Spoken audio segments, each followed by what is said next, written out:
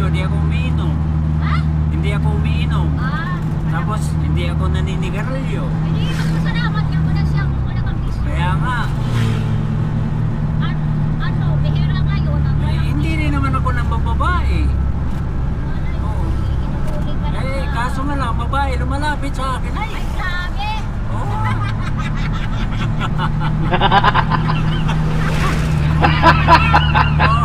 Depende naman sa'yo. Kahit tapos mo naman babae, may gusto sa'yo. Ikaw talaga magdepende sa sarili mo. Kasi may asawa ka na, lalo na kung may anak na kayo.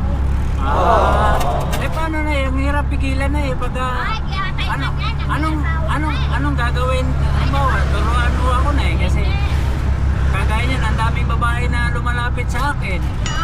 Tapos ngayon eh, sabi ko may anak na ako dalawa. Eh, ano ba ang kailangan ninyo? Sabi niya, gusto lang daw nila magkaroon ng anak.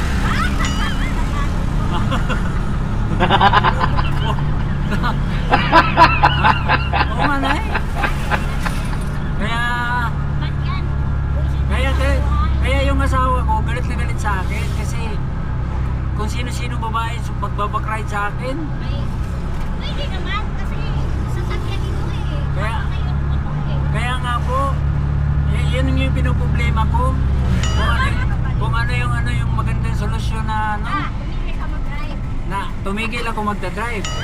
Wala rin naman kami makakain. Kaya parang Ay. sinasakal ka. Hindi naman ako ng babae. O, hindi nga ako ng babae. Kasi ang problema, ang babae talaga lumalapit sa akin. Usok ba yun eh? Ako, nay, babae na nanliligaw ngayon, ay. Ay, huwag mo ng lahat. Eh, kaya hindi ba lahat ng babae naliligaw sa babae lalaki? Ha? Hindi Eh. lahat. Nililigawan nga ako ng babae, eh. Kahit may asawa na ako na eh. Oo.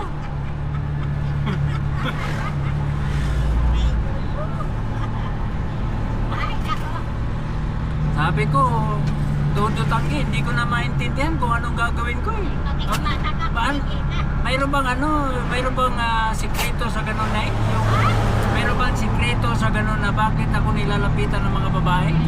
Ano ba yun? May sikreto yan sa sarili mo. Sikreto lang sa sarili ko.